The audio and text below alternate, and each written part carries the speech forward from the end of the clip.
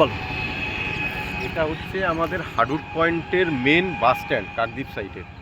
এরপরে আমরা লঞ্চে করে আমরা হচ্ছে গঙ্গাসাগরের দিকে যাচ্ছি। এটাই আলটিমেট বাস স্ট্যান্ড।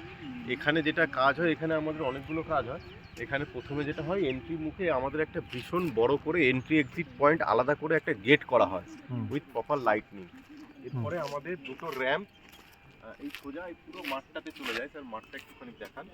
মাঠে এখন হচ্ছে পুরো চাষ হচ্ছে এবং মাঠের মানে নিচে জমি জমি আছে, এখানে টোটালি লো ল্যান্ড।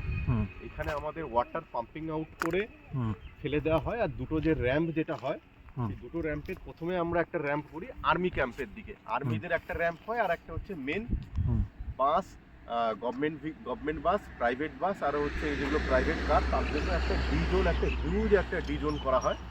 সেই ডিজোন থেকে আমাদের বিভিন্ন জায়গায় মানে পিলগ্রিমদের এবং বাসগুলো যেগুলো আছে সেগুলোতে আমাদের চ্যানেলাইজ করা হয়।